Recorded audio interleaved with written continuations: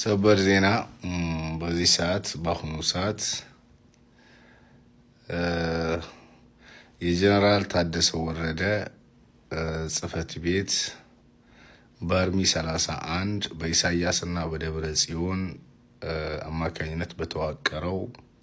በግልጽ ቋንቋ በተዋቀረው ታጣቂ ኃይል የጀነራል ታደሰ ወረደ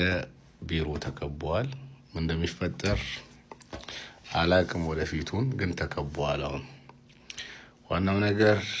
ያም ሆነ ይህ ማንኛውም የታጠቀ ኃይል ማንኛውም ፖለቲከኛ ለዛ መከራ ግፍ ማአት ሲወርድበት ለነበረ ህዝብ ድጋሚ ግፍና መከራ ማአት ባይደግስለት መልካም ነው። ነገሮችን በሰለጠነ መንገድ ማስተካከሉ የተሻለ ነው።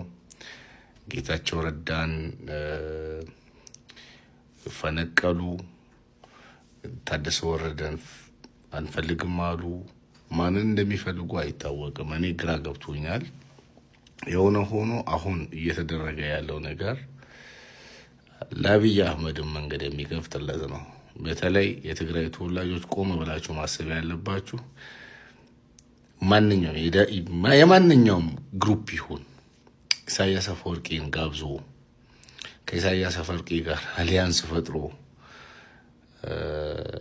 አብይን እዋጋለሁ የሚል አካል ለአብይ አህመድ ድጋሚ በር መክፈት ነው። የትግራይን ህዝብ እንዲጨፈጭፍ በር ማመቻቸት ነው የሚሆነው። እነግራችኋለሁ። ድጋሚ የትግራይን ህዝብ እንዲጨፈጭፍ ምክንያት ማበጀት ነው የሚሆነው። እኔ ምንም ችግር የለብኝም። ኢትዮጵያውያን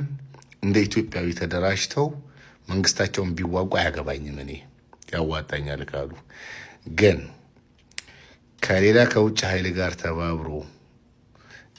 የሀገሬን የምተዳደርባትን የሀገሬን መንግስት እዋጋለሁ ብሎ ማለት ለምትዋጋው ኃይል ህዝብህን እንዲጨፈጭፍብህ ምክንያት ማበጀት ነው። የትኛውም ኃይል በተለይ ከኢሳያስ ጋር አሊያንስ ፈጠርክ ማለት ህዝብህን ለማስጨረስ ፍቃድ ሰጠኸው ማለት ነው። ምንድነው የሚባለው? አሁን አንድ ሱቅ ስትከፍት ንግድ ፍቃድ ይባላል። የጦርነት ፍቃድ ሰጠኸው ማለት ነው። በቃ አለቀና ሰላም ለትግራይ እናቶች፣ ሰላም ለትግራይ ወጣቶች፣ ሰላም ለትግራይ ህፃናት፣ ሰላም ለሚፈልጉ በአጠቃላይ ትምቂትና ትዕቢት የወጠራችሁ ሰዎች ልሰድቡኝ ትችላላችሁ። አይ ዶንት ኬር። ትላንትም ዛሬም ነገም ወደፊትም ታርጌቴ ህዝብ ነው። ህዝብን ድጋሚ ወደ ሰቆቃ የሚዳርግን ጦርነት ሰፖርት የምታደርግ የኔ ወዳጅ ልትሆን አትችልም። ይበቃል። 2 ዓመት 3 ዓመት ያለ ውሃ ያለ ምግብ እንደምንም ሰርቫይቭ ያደረገን ህዝብ ድጋሚ 3-4 ዓመት ያለ ውሃ ያለ ምግብና በመከራ ውስጥ ድጋሚ እንዲያሳልፍ ስደግስ ሳይደግፍ አልችልም። ህዝብ ብዬ ላይ አልችልም። አሁንም ቢሆን ሰላም የሚፈልጉ በአጠቃላይ ሰላም ይገባቸዋል። መንግስትህን እነግርሃለሁ፣ መንግስትህን ተዋጋ፣ እንደፈለግኩን አያገባኝም። ግን ለመንግስትህ ህዝብህን እንዲጨፈጭፍ ፍቃድ አትስጠው። ፍቃድ መስጠት ማለት ከኢሳያስ ጋር መስራት ማለት ነው። ተሴት ደጀን ቢሮ ዛጊድ በተም ዕጡቃት ኣብ ትሕቲ ንሶም ተቆፃፂሮሞ ከም ዘለው እዩ ዝረኸብናዮ ሓበሬታ ዘመላኽት። እቶም በዝሖም ኣስታት 71 ዝኾኑ ኣባላት ኣርሚ 31 ዝኾኑ ካብ ከባቢ ወረዳ እንደርታ ኣራጉረ ከም ዝመፁ እዩ እቲ ዝረኸብናዮ ሓበሬታ ዘመላኽት። ክሳብ ሕዚ ብዘሎ ሓበሬታ ማለት እዩ። ካብ ናይ ውልቀ ጀሚሩ ድማ ናይ ጉጅለ መሳርሒ ዝተዓጠቁ እዮም። እዞም ዕጡቃት ነቲ ደጀን ቢሮ ተቆፃፂሮሞ ዝርከቡ ክላሽን ብሬን ዶሽቃውን ሒዞም ምዃኖም ኣረጋጊፅና ብዓይና እውን ዝተዓዘብናዮ እዩ። ናብ ደጀን ቢሮ ምእታው ኣይፍቀድን። ኣብቲ ከባቢታት እውን ምንቅስቃስ ሰራሕተኛታት ናብ ከኣትዩ ኣይከኣሉን። ኣውቶቡሳት ሰርቪስ ሰራሕተኛታት እውን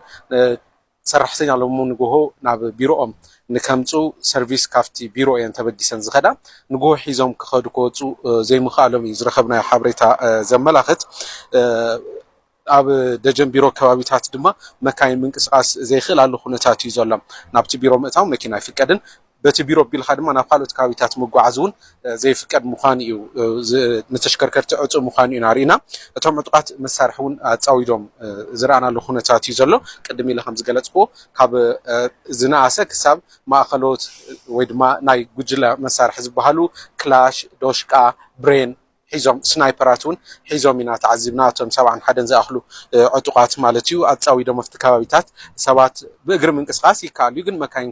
ከይንቀሳቀሱ ዝኸልኸልሉ ኩነታት ኢና ሪኢና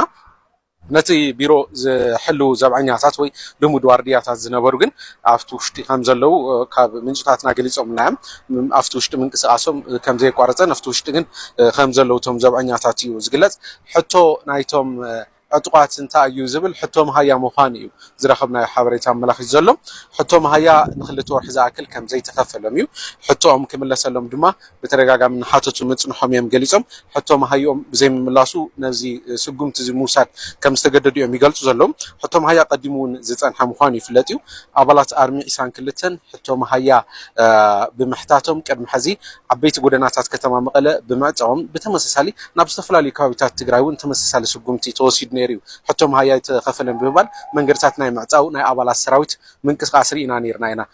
ቅድሚ ሓደ ወርሒ ፈረቓን ቅድሚ ክልተ ወርሒ ከባቢታት ኣብ ከተማ መቐለ ብኣርሚ 22 ተጀሚሩ ኣርማ 50 ካልኦት ኣርምታት እውን ተሳቲፈናሉ መንገድታት ናይ ምዕፃው ምንቅስቃስ እናተዓዘብና ኢና ነርና መሃያና ኣይተኸፈለናን ዝብል ማለት እዩ ሽዑ ካብ መሃያና ኣይተኸፈለናን ብተወሳኺ ወይ እውን መሃያና ኣብ ግዜኡ ኣይመፀናን ካብ ዝብል ብተወሳኺ ንመንበሪ ዝኸውን መሬት እዩ ወሃበና ወርሓዊ ክፍሊትና ብእዋኑ ኣይኽፈለናን ዘሎ ብግቡእ ክዳንን ሳእንን እውን ኣይንረክብን ዘለና ኣብ ጣብያታት ይኹን ከባቢ ምምሕዳራት ድማ ዘተኣናግደናን ሰማዕውን ኣይረኸብናን ክብሉ እዮም ዝገልፁ ናብ ከባቢኦም ክኸድ ከለው ኣመራርሓ ናይተን ከባቢታት ከም ዘይሕግዝዎምን ከም ዘይሰምዕዎን እዩ ናገለፁን ሕቶታቶም የልዕሉ ነይሮም ብስሩ እውን ከም መጠን ተጋደልቲ እውን ኣይተኸበርናን ዝብሉ ሕቶታት የልዕሉ ነይሮም እዮም ኣብ ገለ ከባቢታት ድማ ንሕና ንሓደ ውድብ ጠበቃ ኣይኮናን ዝብል ከልዕሉ እውን ይስማዕ ነይሩ እዩ ኩናት እንደለን ሰላም ኢና እንደሊ ንሞት ኣይተፈጠርናን ከምዚኦም ዝብሉ ቃላት እውን ይጥቀሙ ነይሮም እዮም ኣብ ገለገለ ከባቢታት ሕቶ የልዕሎም ዝነበሩሉ ማለት እዩ ብቐንድነት ግን ኣብ ከተማ መቐለ ኣርሚ 22 ዝጀመረቶ ሰልፊ እዩ ኣብ ካልኦት ከባቢታት ቀፂሉ ኣብ ከተማ መቐለ ንሓደ መዓልቲ ዝኣክል ዝበዝሑ ጎደናታት መቐለ ክዕፀ ዝኸኣለሉ ኩነታት እዩ ነይሩ እቲ መንገዲ ብምዕፃው ድማ ብዙሓት ምትእጓላት ፈጢሩና ክብሉ ብዙሓት ሰባት ክገልፁ ፀኒሖም እዮም ድሕሪኡ በባኣሃዱ ግን ይቕሬታ ሓቲቶም እዮም እቶም ኣባላት ሰራዊት ትግራይ እዚ ግቡእ ኣይኮነን ሰራዊት ሰልፊ ከካይድ ኣይኽእልን ሰራዊት ሕቶ ብመሓውረ ኣቢሉ እዩ ሕቶ ከቕርብ ዝግባእ እምበር ሰልፊ ከካይድ መንገዲ ክዓፁ ኣይግባእን እዚ ናይ ሰራዊትና ሽም ዘጥፍእ እዩ ንሰራዊትና ምስሉ ዘበላሽ ስለ ዝኾነ ትክክለኛ ኣይኮነን ብምባል ይቕሬታ ክሓቱ እናሰማዕና ነርና ኢና ሎሚ መዓንቲ ድማ ቅድሚ ሕዚ እቶም ኣባላት ሰራዊት ዝተዓጥቑ ይነበሩን ሰልፊ ክካይዱ ከለው ዝተዓጥቑ ይነበሩን ሎሚ መዓንቲ ግን ዕጡቃት እዮም ንናይ ቤት ፅሕፈት ርእሰ ምምሕዳር ናይ ፕሬዚደንት ታደሰ ቢሮ ዝተቆፃፀርዎ ከይቦሞ ዝርከቡ ኣባላት ሰራዊት ማለት እዩ ዕጡቃት እዮም ቅድም ኢለ ከም ዝገለፅክዎ ካብ ዶሽቃ ጀሚሩ ክሳብ ክላሽን ዘለዎም እዮም ካብ ማእኸሎት መሳርሒ ጀሚሩ ክሳብ ታሕተዋይ መሳርሒ ዝሓዙ 71 ኣባላት ሰራዊት እዮም ነቲ ቢሮ ተቆፃፂሮሞ ዝርከቡ ማለት እዩ ምስ ላዕለዎት ኣመራርሓ ሰራዊት ትግራይን ምስ ኣባላት ግዝያዊ ምምሕዳር ላዕለዎት ኣመራርሓ ድማ ዘተ ይካይዱ ከም ዘለው ካብቶም ዕጡቃት ዝረኸብናይ ሓበሬታ ዘመላኽት ተወከልቶም ሊኾም ዘተ ይካይዱ ከም ዘለው ሕቶኦም ክምለሰሎም ናይ መሃያ ሕቶኦም ንክልተ ወርሒ ዝኣክል ተኣጓጊሉ ዝፀንሐ መሃይኦም ንክኽፈሎም ሕቶ የቕርቡ ከም ዘለው እዩ ዝረኸብናይ ሓበሬታ ኣመላኺት ዘሎ ክሳብዚ ፀብፃብ ንሰርሐሉ ሰዓት ግን እቲ ዘትኦም ከም ዘይተዛዘመን ዝርዝር ዘትኦም ከ እንታይ ከም ዝመስል ክሳብ ሕዚ እውን ሓበሬታ ምርካብ ኣይከኣልና እንታይ ዝመስል ዘትኦም ዝብል ግን ይዝቱ ከም ዘለው ካብቶም ዕጡቃት ሓበሬታ ረኺብና ኣለና ምዚ ተታሒዙ ግን ነቲ ደጀን ቢሮ ካብ ምቁፅፃር ዘለለ ከተማ መቐለ ወይም ከባቢት ደጀን ቢሮ ሰላማውን እቲ ናይ ምንቅስቃሱ ድማ ይቕፅል ከም ዘሎ እዩ ተዓዚብና ዋላ ደጀን ቢሮ ጎኒ ደጀን ቢሮ ካብ 30-40 ሜትሮ ዘይነውሕ ርሕቀት ዘለዎ ከባቢታት እውን ናይ ንግዲ ምንቅስቃሳት ኣሎ እዩ ኣገልግሎት ወሃብቲ ትካላት እውን ብተመሳሳሊ ይቕፅሉ ከም ዘለው ኢና ተዓዚብና ዘለና ዋላ ኣብቲ ደጀን ቢሮ ኣብ ከባቢኡ ማለት እዩ እንዳ ሻሂ እንዳ ምግብታት ኣብኡ ዘለው ቡና መሸጢ ከባቢታት እውን ኣገልግሎቶም ይቕፅሉ ዘለው ዋላ እቶም ዕጡቃት እውን ግልጋሎት ምስቲ ህዝቢ ተሓዋዊሶም ክረኽቡ ኢና ተዓዚብና ትወጥሩ ነቲ ቢሮ ካብ ምኽባብ ብተወሳኺ ካሊእ ወጥሪ ዝተዓዘብናሉ ኩነታት የለን ክሳብ ሕዚ ዘሎ ሓበሬታ እዚ ደጀን ቢሮ ኣብ ትሕቲ እንቶም ዕጡቃት ተቆፃፂሮም እዮም ዝርከቡ ብናይ ካብ ድሽቃ ጀሚሮም ክሳብ ክላሽን መሳርሒ ብምሓዝ ማለት እዩ ከተማ መቐለ ቅድም ኢለ ከም ዝገለፅክዎ ሰላማዊ ምንቅስቃስ ከም ዘሎ እዩ ዘመላኽት ዋላ ብቪድዮና ክንሪኦ ንኽእል ኢና ደጀን ቢሮ ናብ ፕላኔት ሆቴል ከባቢ ዝወስድ መስመር እዚ ኣገልግሎት ወሃብቲ ትካላት ክፉታት እዮም ዘለው ትራንስፖርቴሽን እውን ክፉት እዩ ዘሎ ህዝቢ እውን ምንቅስቃስ ከም ዘሎ እዩ ዘርኢ ንሕና እውን ብቐረባ ከይድና ከም ዝተዓዘብናዮ ከምኡ ዘሎ እቲ ምንቅስቃስ ክሳብ ሕዚ ብዘሎ ማለት እዩ እቲ ምንቅስቃስ ዝቐፀለ ምዃኑ ንምምልኻት እዩ ገለ ወሃብቲ ርእይቶ ብዚ ጉዳይ እዚ ዘንሸራሽርዎ ዘለዎ ሓሳባት ብፍላይ እቲ ብዕጡዋት ሓይሊ ምዃኑ ሕቶ ጥቕማ ጥቕሚ ጥራሕ ድዩ ዝብል ከም ሕቶ ይለዓለሉ ዘሎ ካብኡ ዝለዓሊ ናብ ፖለቲካዊ ጉዳያት ዝኸደ ከይኸውን ዝብል ድማ ሕቶ የልዓል ዘሎ ጉዳይ እዩ እንትምንታይ ሲ ብዙሓት ሰራዊት ኣባላት ቅድሚ ሕዚ ሕቶ ጥቕማ ጥቕሚ ምልዓሎም ብሰልፊ ምክያዶም ይቕሬታ ዝሓተትሉን ጌጋን እዩ ኢሎም ብምባሮም ማለት እዩ እዚ ግና ብዕጡቃት ገይሮም ብምክያዶም ብተወሳኺ ድማ ኣብ ኣርሚ 31 ናይ ክልተ ክፍለተ ሰራዊት ኣባላት ጥራሕ እዮም ከም ዝመፁ ሰሚዕና ዘለና ስለዚ ናይ ክልተ ኣባላት ክልተ ክፍላተ ሰራዊት ኣባላት ምዃኖም ካብ ናይ ሕቶ ጥቕማ ጥቕሚ ምውፃስ ናይ ፖለቲካ ሕቶ ዶ ኣይኸውንን ዝብሉን ካሊእ ከም ግምታት ይወሃበሉ ዘሎ ብዝኾነ ግን እቶም ኣባላት ሰራዊት ኣርሚ 31 ናይ ክልተ ክፍለ ሰራዊት ዝኾኑ ንደጀን ቢሮ ተቆፃፂሮሞ